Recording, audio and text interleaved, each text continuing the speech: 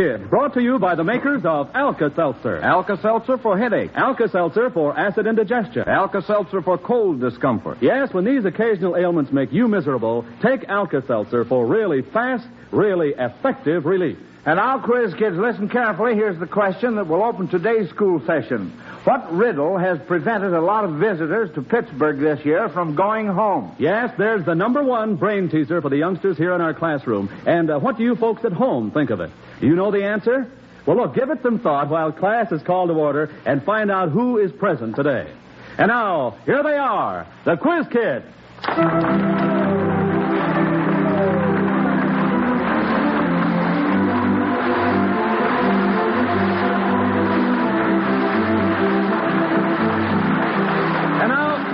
And now, smartly attired in cap and gown, and looking very studious, here is our genial chief quizzer himself, Joe Kelly.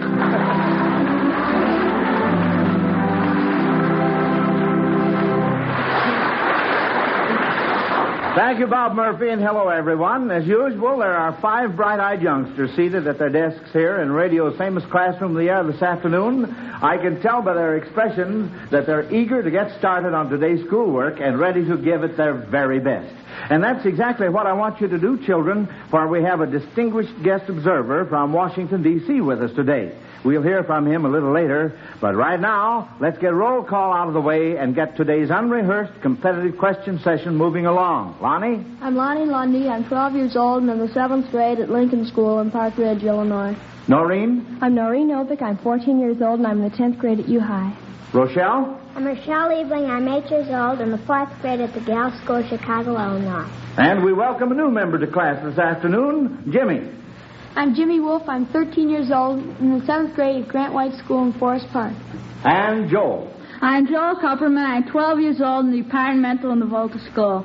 Oh, 12 years. Oh, that's right, Joel. You had a birthday last Tuesday, didn't you? Yeah. Well, that's fine. You know, folks, yes, sir, Joel turned 12 years old last Tuesday. He was only 5 years old when he made his first appearance in our classroom, and today marks his 200th appearance. Isn't that something? Congratulations, Joel.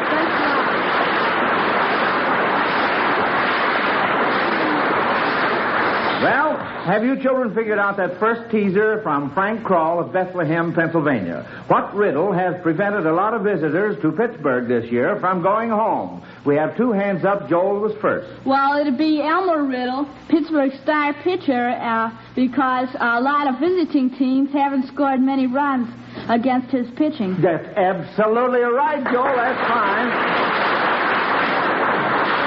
Yes, sir. 1 run, 1 hit, no errors. Well, that seemed to be pretty easy for you. And say, I'll bet Frank Kroll of Bethlehem, Pennsylvania is thinking it's an easy way to win a fine transoceanic portable radio, the most outstanding in its field to date. That's the reward, folks, Alka-Seltzer gives to every listener who sends us a question which is used on our program. If the quiz kids answer your question correctly, you get your fine Zenith transoceanic standard shortwave portable in a handsome luggage case. If they miss your question, the reward is a magnificent $239.50 Zenith radio phonograph combination with the automatic record changer, the new Cobra tone arm, 2 FM bands, a luxury radio in every way. You'll be exceptionally proud of either Zenith radio, so send those questions along, folks. Send them to Quiz Kids, Chicago. Well, now, kiddies, it sounds as if Cora Ryan of Tacoma, Washington, were really trying to get you mixed up with this question. You are to get 2 out of 3 in order to score. If Italy were Yugoslavia, what would Rome be? Lonnie. Well, I imagine that would be because the capital of Italy is Rome. That would mean the capital of Yugoslavia, which is Belgrade. Belgrade, that's right. Absolutely right. Now, if a piano were a B-flat clarinet, what would B-flat be? Lonnie? C. C, absolutely right. If the Civil War were the Spanish-American War, who would Lincoln be? Lonnie again. Dewey, or no, I'm sorry, McKinley. McKinley. Well, that's right. William McKinley only asked for 2 out of 3, and you gave me 3 out of 3. That's a nice one. Lucy Romer of Chicago offers a novel way of presenting an English lesson in music. You are to tell what punctuation mark is suggested by the words of the following songs. Here's number 1. Lonnie? That's who. That would suggest a question. Question mark. Right, See what we can do with this number 2.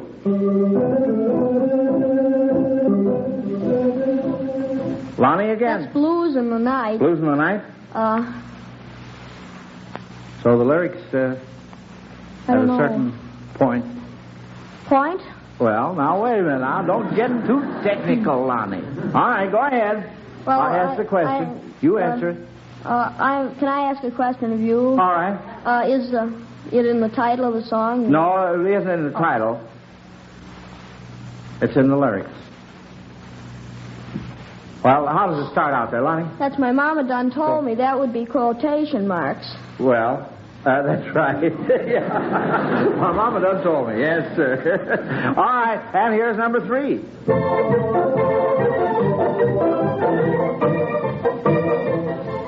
Noreen. Well, that's an exclamation. Oh, Johnny. That would be. Oh, Johnny! Exclamation. That's right, sir.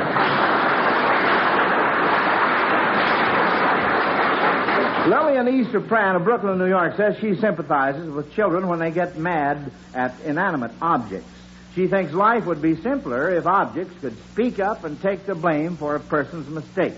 For instance, a picture might say, I did it, and I'm willing to hang for it. See? That's the idea. Yeah, I made that one up myself here. All right, now suppose these objects were willing to take the blame. What might they say? First, a book. A book. What might a book say? Lonnie? Well, I did it, and you can close this case for life. That's the idea. That's very good, Lonnie. Jimmy? Oh, stand up for what's right. I mean, there's print in a book, and when you think of print, you think of right. Right. Oh, I get it. Yes, sir. And Joel? I'm sorry for what I did. I was just a worm. A bookworm. A bookworm. Oh, now, wait a minute. I was just wondering how you were going to wiggle something out of that. Yeah. Noreen? Well, pages are called leaves, so you could say leaves me alone. Leaves me alone. Lonnie? I did it. You can bind me up if you have to. I did. Bind me. Say, those are all good. Well, let's see what we can do with this other one. Jimmy, do you have one left over there? Well, you could say it was done under covers for the cover book. Undercover. All right. How about a stove? What would a stove say? Jimmy? I can stand up on my own 4 legs. I can stand up on my 4 legs. All right. And Lonnie? I shouldn't have gotten so hot that night. Joel? I just blew my top. Just blew my top, huh? Noreen? You could have a heated argument, and you could blow off a lot of steam. That's right. And Jimmy? I was going on all 4 burners. All 4 burners, fine. All right. Well, now, before we tackle this next question, here's Bob Murphy with a reminder. Yes, remember, friends, only 5 more days before the big Decoration Day weekend. Buy that extra package of Alka-Seltzer now and take it with you wherever you go. Yes, that's wise planning, all right. Suppose, for example, you're taking a holiday trip in the car. Well, you never know when someone in the party may get a headache or have an acid indigestion upset. It may be late at night when it happens, or you may be a long way from a drugstore. But you'll have fast relief right at hand with that extra package of Alka-Seltzer in your car. And when it's so easy to take it along, so easy to be prepared for such an emergency, why take a chance on letting a thing like a headache or an acid stomach upset ruin your pleasure? Alka-Seltzer can have you feeling ship-shape again, and in a hurry, too. So remember, folks, when you go to your drugstore for Alka-Seltzer, make it 2 packages instead of 1. Keep 1 at home, as usual, and take the other package with you wherever you go. Think of it this way. An extra package in the car can act just like a spare. You may not need to use it, but it's wise to have it there. Get Alka-Seltzer at any drugstore. All right, kids, here we go with more questions. Since Roy Dooley of Lockport, Illinois, is a Bible student, the present news-making events in Palestine are of special interest to him.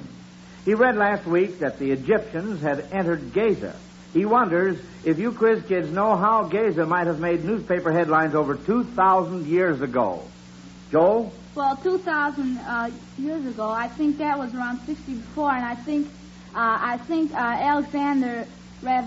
Caesar had a lot of trouble in there, but he finally came out on top. Well, I don't think we can include Caesar in that particular time, Joel. Of course, we are speaking about Gaza. Lonnie, Well, I'm not sure, but isn't Giza the place where the Great Pyramid is? Well, no. Well, that's Giza. Yeah. Well, that must be at that, yes. Uh-huh. And, Joe? Well, 2,000 years ago, that'd be 52 B.C., and that was about 8 years before Caesar was assassinated, so I think it would have something to do with Caesar. Well, no, it doesn't, Joel. Noreen, did you want... That was about the middle of the Roman Empire. Well, no, I'll tell you. In Giza, over 2,000 years ago, Lonnie? Well, wasn't that one of the wasn't that one of the lands in the southern kingdom when Israel was divided between the northern and southern kingdoms? Well, now, wait a minute. I think we're getting off the beam on this. In Giza, over 2,000 years ago, Samson was held prisoner by the Philistines, see? And on a previous visit to Giza, Samson carried off the doors to the city gates. And then in earlier days, Giza was assigned to Judah. And quite a few things happened back there. So my cards tell me here, yes. Uh-huh. All right, well, thank goodness for the cards. Now, we're going to have to count that one amiss, kids. So that means that Roy Dooley of Lockport, Illinois, wins a big $239.50 Zenith radio phonograph combination from the makers of Alka-Seltzer for kids. Now, here's a really unique question from Lynn D. Thomas of Rockwell City, Iowa. In each of these famous sayings, he has inserted a musical term. Substitute another musical term for the one given in order to carry out the original meaning of the quotation. All right, here's the first one. Speak fortissimo and carry a big stick. Lonnie? Well, I think it would be better to say speak piano and carry a big stick. Or well, what does fortissimo mean? Fortissimo means very loud. That's right. And speak piano means soft. And the quotation is speak softly and carry a big stick. And who said Roosevelt. That? Teddy Roosevelt. That's right. Uh-huh. And see if we can get this next one. Largo Henry the Flip. Rochelle. Slow. I mean, Largo. Largo means slow. But blank Henry the Flip, that's, let's see, can we play, Lonnie? Presto, Henry. Well, why do you say presto?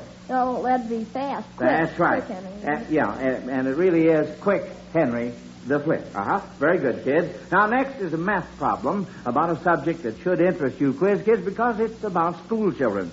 And I'm going to have our distinguished guest observer ask the question because he knows more about school children all over the United States, their teachers and their schools, than you could shake a ruler at.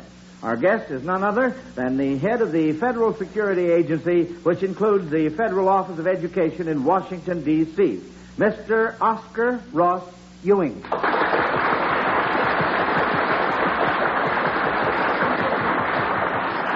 Thank you, Mr. Kelly. And I want to say hello to you bright and happy quiz kids.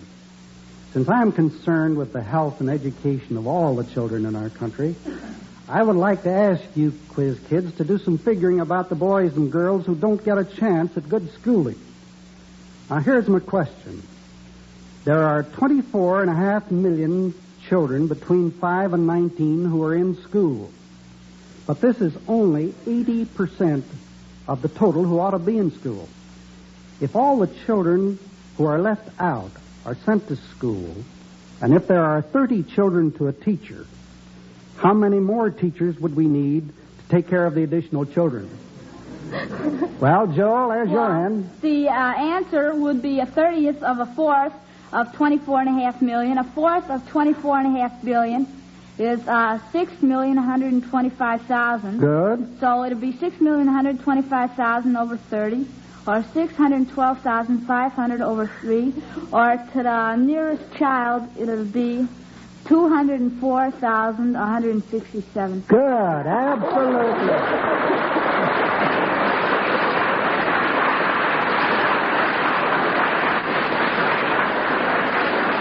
I don't get any radio on that question. I want to thank you, Mr. Kelly, for giving me the privilege of taking part in this broadcast. And if I may, I'd like to ask a favor of the quiz kids and the many children who listen to this entertaining program. I'm interested not only in giving every boy and girl a good schooling, but also in the improved health of our school children. And I want to ask all of you to make the school health program a whopping success. It's up to you to interest your parents in it. And above all, if you show up with a tooth that needs filling, or eyes that need glasses, or anything at all that needs correction, do your part. Cooperate with your parents and doctors and teachers so that you yourselves and the country will be stronger, healthier, and happier.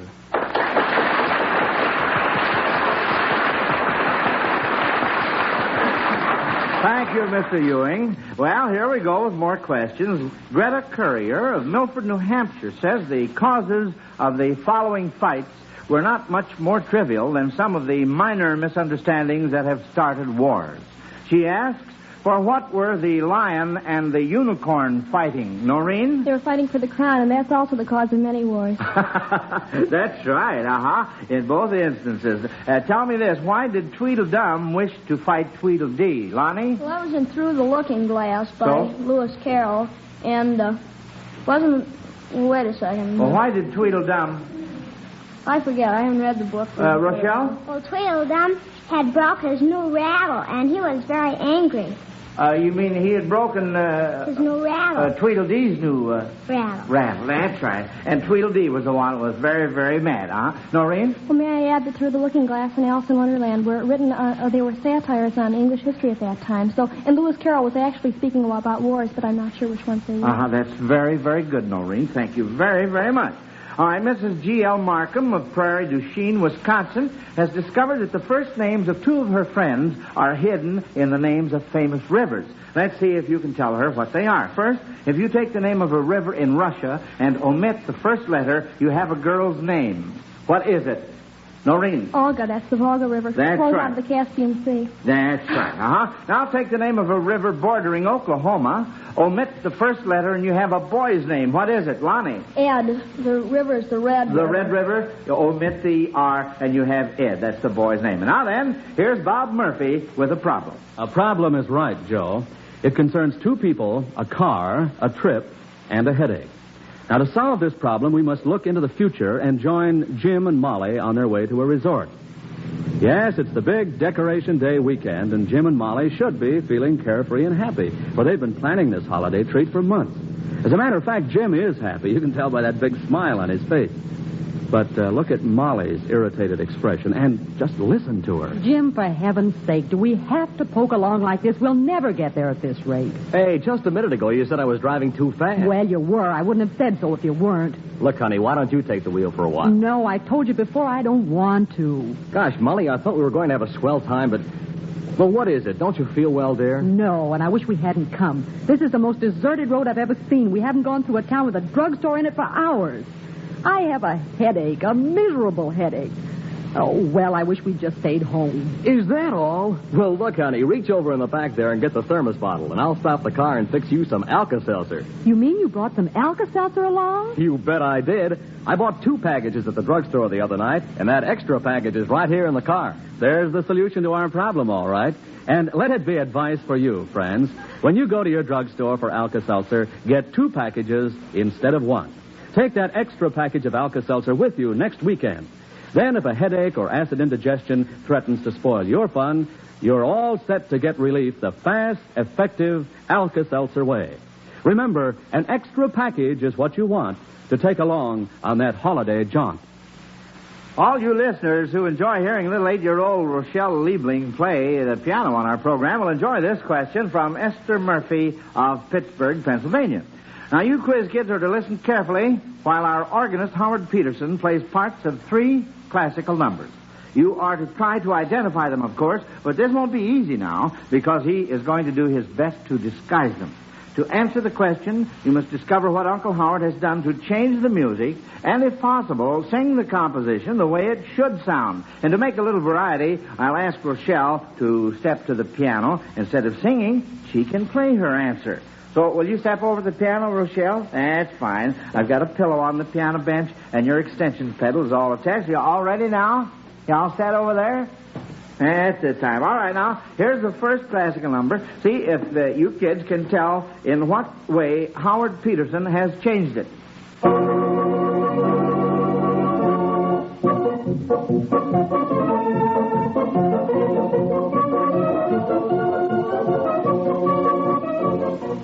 Joe?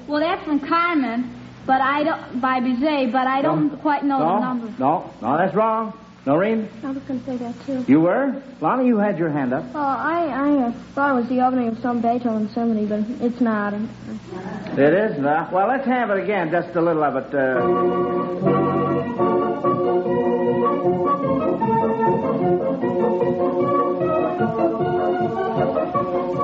All right, Lonnie. Well, that sounds like it should be it sounds like it should be in a major key. He was playing in a minor key, B flat minor, to be exact, but it sounds kind of familiar, but I can't place it. Well, you're right about the keys, Lonnie. There's one other thing. You were right about the composer a while ago, too. So, what is it? Well, I don't know. Can I hear it once more, please? Once more? All right, just a little of it, Howard.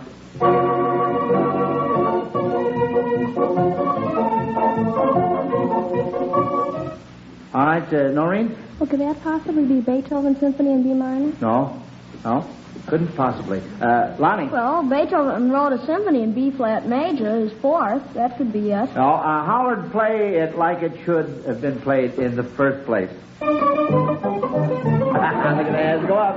Lonnie? That's Minuet in G. That's Minuet in G. Beethoven's Minuet in G. And of course it was played sort of like a foxtrot instead of waltz, and you gave me the other change about the keys. All right, let's see what we can do with this next one.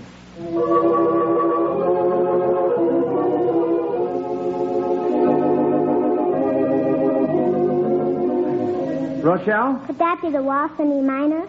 What, dear? The Waltz in E minor by Frederick Chopin. No. Let's have... all right, Rochelle has her hand up again. All right. Maybe that's the Prelude in C sharp minor. And who's the Prelude? Is that... By Rachmaninoff. That's right. That's right. And so what else is... can we clear up on that? All right, Could Rochelle. you play that again? I didn't understand. I didn't hear that. All right, let's have it again.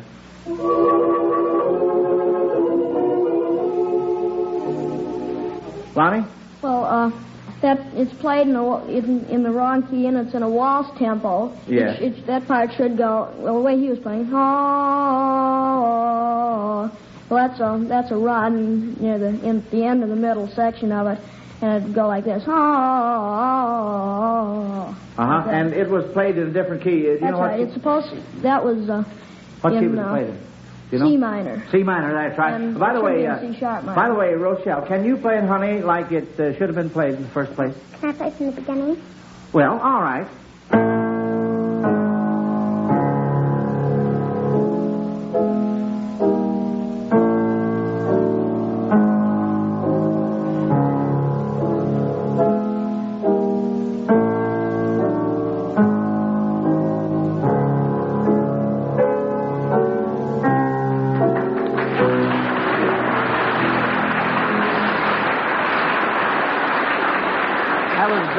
Very fine, Rochelle. Now, here's number 3 coming up. See if you can get this. Lonnie? That's Waltz in E minor by Chopin, and it was played in a major key and in different tempos. Here's how it should go. La la la la la la la la. All right, let's, Rochelle, can you play it on the piano for us?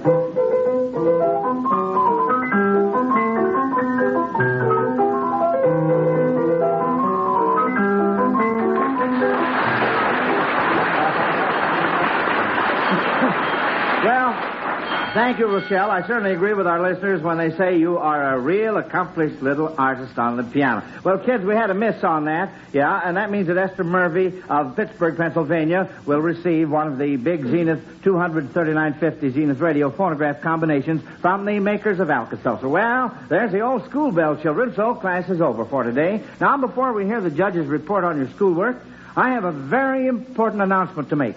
Next week, Sunday, May 30th, we will give you the results of our 1948 Best Teacher Contest. Now, this is the big news you've all been waiting for, the announcement of the winners in our recent Quiz Kids contest.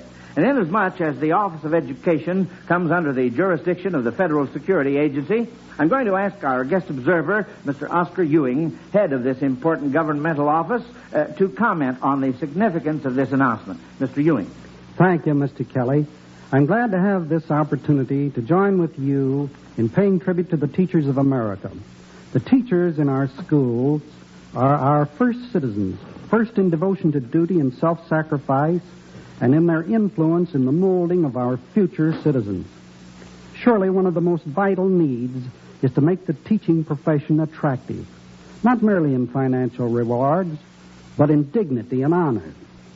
We should encourage our most able and brilliant men and women to become teachers.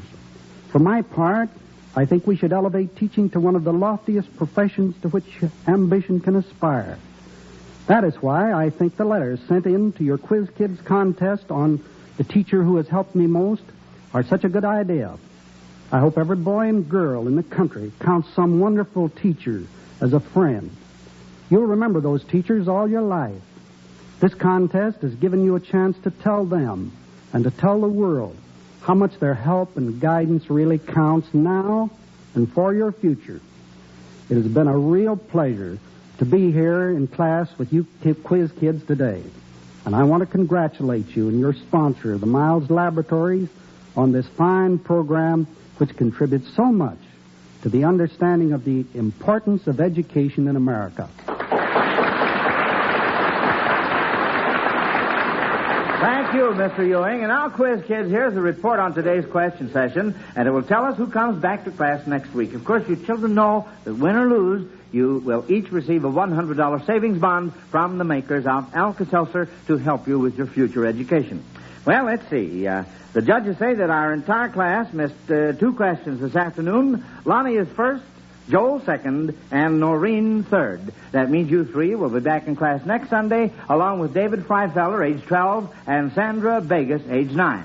We'll have some more interesting questions next week and a fine panel of youngsters to consider them. And don't forget, we're making the important announcement of the winners in our 3rd annual Best Teacher Contest. Some teacher in the United States will receive $2,500 and a trip to Chicago to appear on our program June 6th. 2 other teachers will each receive $1,000 in cash, and prize-winning pupils will get $1,500 in cash. These winners will be announced next Sunday. Now, this is something you'll want to be sure to hear, so all you folks plan to be present in class next week, won't you? Until next Sunday, then, same time, same station, this is Joe Kelly dismissing the Quiz Kids. Goodbye, kids. Bye-bye, Joe.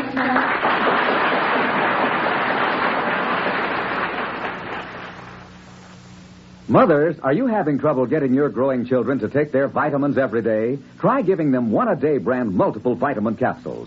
Each One-A-Day brand multiple capsule contains all the vitamins for which the amount needed for grown-ups and children has been established. What's more, 1 capsule every day is all they take. And One-A-Day brand multiple vitamin capsules are low in cost. A full 2-month supply for only $2. Ask your druggist for One-A-Day brand vitamins, good for growing children and adults. Remember, for vitamins the easy way, for vitamins the thrifty way, the brand you want is One-A-Day.